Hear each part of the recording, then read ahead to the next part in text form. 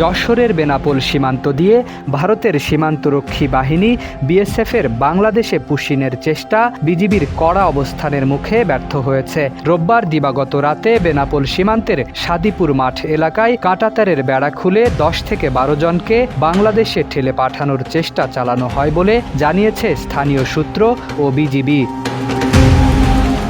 Jessore ৪৯ BGB battalion সূত্রে জানা গেছে, সোমবার রাত 12টা 40 মিনিটের দিকে যশোর ব্যাটালিয়নের রঘুনাথপুর বিওপির দায়িত্বাধীন সীমান্ত পিলার 19/3S থেকে 19/5S পর্যন্ত ভারতের অভ্যন্তরে সীমান্ত সড়কে 3টি গাড়ি এসে অবস্থান নেয়। কিছুক্ষণ পর হঠাৎ করেই ভারতীয় অংশের সীমান্ত নিরাপত্তা বাতি বন্ধ করে দেয়া হয়। এতে সীমান্ত এলাকায় স্থানীয়দের মধ্যে উদ্বেগের সৃষ্টি হয়।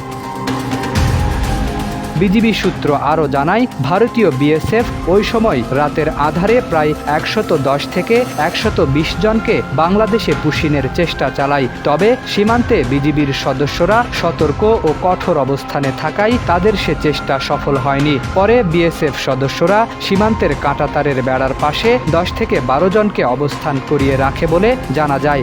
ধারণা করা হচ্ছিল, সুযোগ পেলে তাদের বাংলাদেশে প্রবেশ করানোর চেষ্টা করা হতে পারে।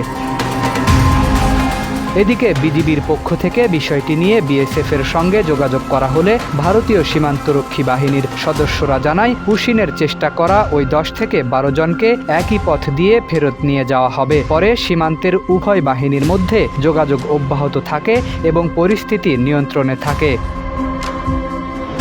স্থানীয় কয়েকজন জানান, গভীর রাতে ভারতীয় অংশের সীমান্তের আলো হঠাৎ বন্ধ হয়ে যাওয়ার ঘটনায় সীমান্ত এলাকায় চরম উৎকণ্ঠা তৈরি হয়। পরে বিজিবির টহল জোরদার করা হলে পরিস্থিতি স্বাভাবিক হয়।